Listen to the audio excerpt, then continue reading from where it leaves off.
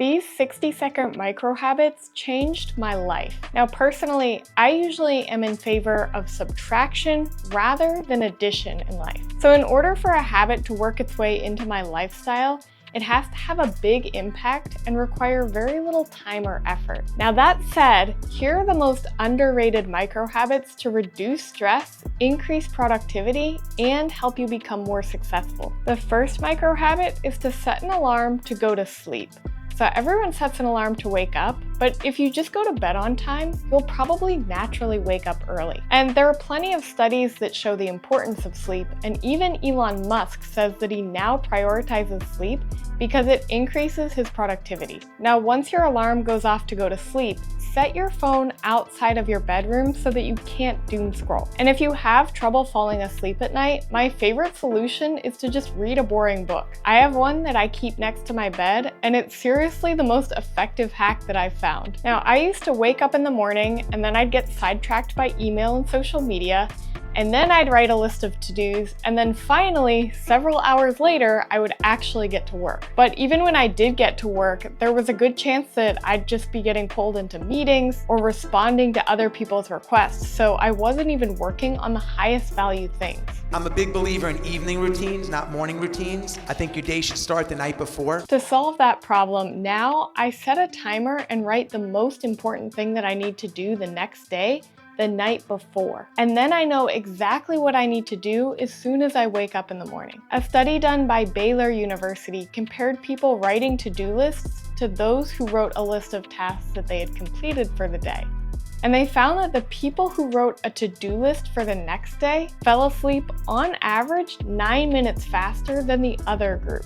And the idea is that by writing your to-dos for the next day, you kind of declutter your mind, which is going to allow you to get higher quality sleep. The next habit is somewhat related to the last, and it's to schedule deep work in advance. So that's an unlock.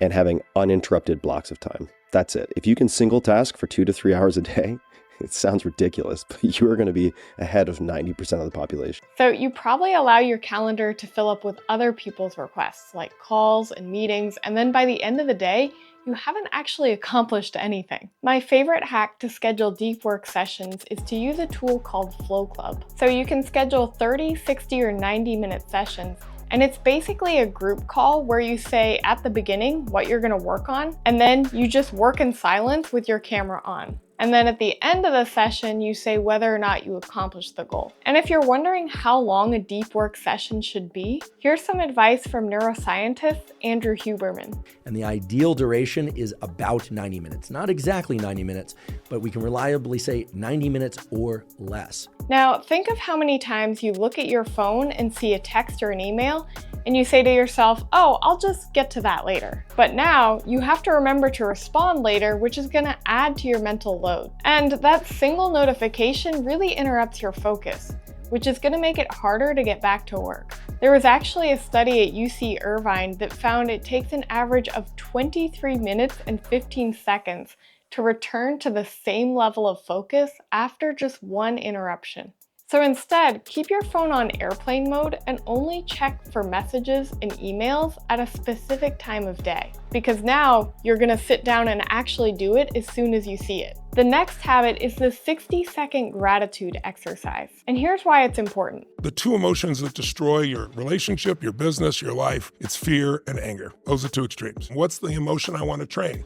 Gratitude. You can't be grateful and fearful simultaneously. You can't be angry and grateful simultaneously. So what I do is I start my day, I make those changes, and I close my eyes or I look out at the water and I think of 3 things that I'm grateful for just a minute each. Each day, just write 3 things you're grateful for. And there are plenty of different gratitude apps that you can use, like Self-Care Journal, Happy Feed, and 365 Gratitude Journal. In fact, if you're using an alarm to go to sleep, you could also use that alarm to write your to-do list for the next day and do your gratitude journaling. Now, one of the fastest ways to reduce stress is to use the box breathing reset. This was a technique designed by Mark Devine, a former Navy SEAL, and he used it to manage stress in high-pressure situations during his time in the military. And the idea is that you breathe in for 4 seconds, and then you hold your breath for 4 seconds, breathe out for 4 seconds, and then hold your breath for 4 seconds. You can do this for 3 or 4 rounds, and if you do have more time, you can do it for up to like 20 minutes. Now, I was actually very distracted while I was creating the outline for this video,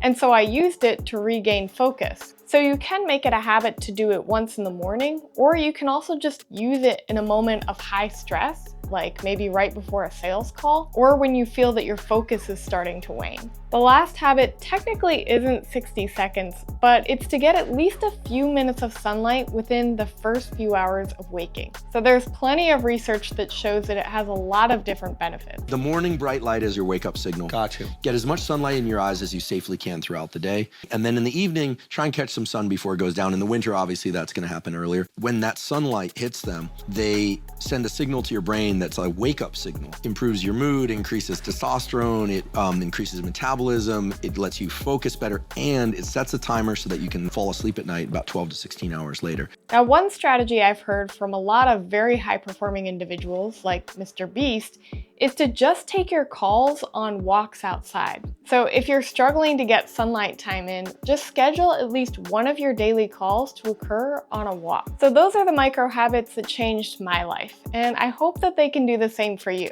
But if you're struggling to build habits, as in you're one of those people who says that you're going to do something, but then you don't always follow through, I recommend that you check out this video over here where I share the science behind building and breaking habits.